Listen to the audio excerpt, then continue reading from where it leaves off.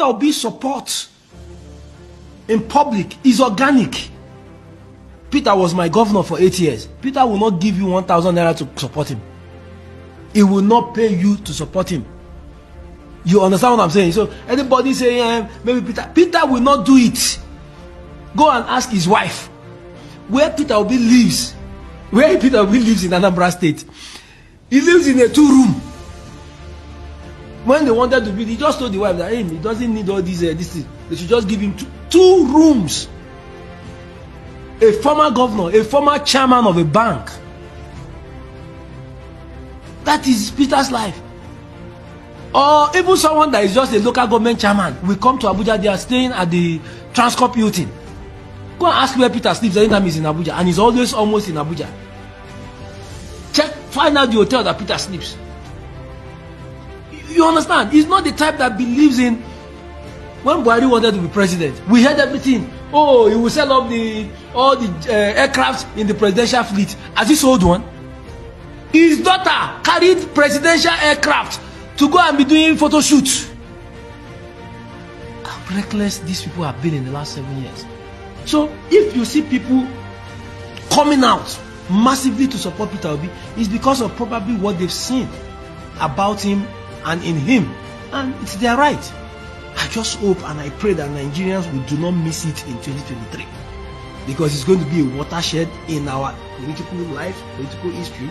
If we miss it in 2023, there might not be another election cycle, because what people are doing now is they are trying to push through to the end of Buhari's tenure, to now tell them to start another journey of pain, of anger, of insecurity, of this hyperinflation will not work.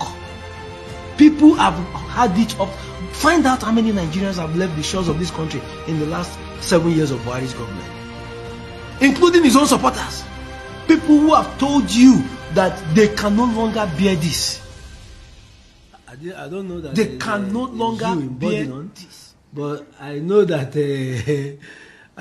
yes, Bola Tinubu, unfortunately, and I say this not as someone who has a political bias, but as someone who has blood flowing in his veins. Unfortunately, Tinubu is trying nature. He should be resting with his grandkids. There is nothing he should be doing in a public office, not even councillorship, not even chairmanship. A man, every time he has come out in public to make a statement or two, he has always goofed.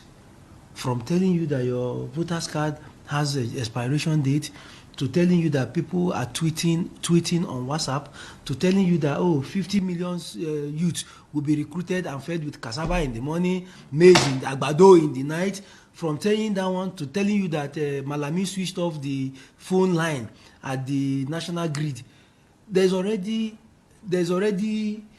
age as setting, which is natural, which is normal. We cannot move from one disaster to another calamity. He's an elderly man. Look at his son.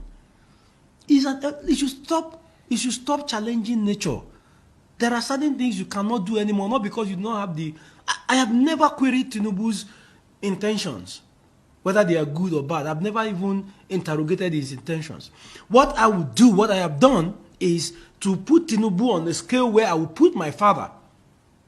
If at his age, with his condition, medical condition, he decides that he wants to run not for chairmanship of our estate association or village community association, to run for the president of Nigeria.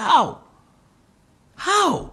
So Tinubu's time has passed, but he wants to fight nature. He wants to. The last appearance he had at a rally in Lagos last week, he was wearing a shirt, wearing a jean, and wearing some sneakers. Lovely. But governance is beyond how you dress.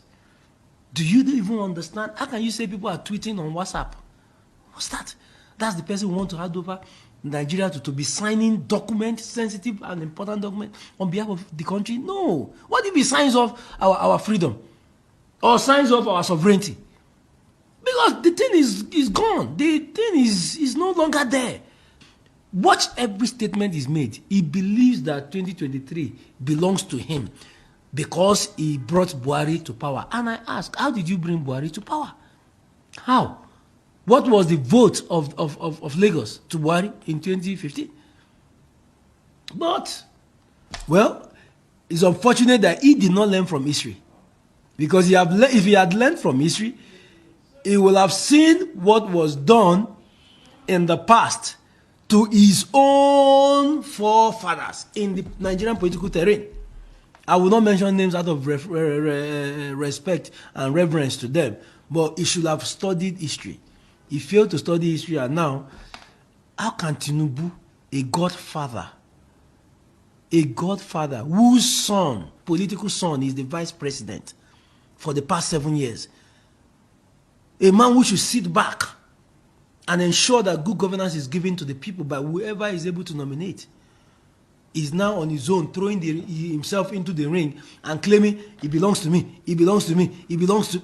Nothing belongs to you. We cannot compensate you for helping Buhari with the Nigerian presidency. No. Presidency is not something you use to compensate anyone. It's for governance. It's not for political patronage. Come and take the ticket. Because what? Take the ticket to do what? If Tinubu can stand up erect, and count from 1 to 100, I will vote for him.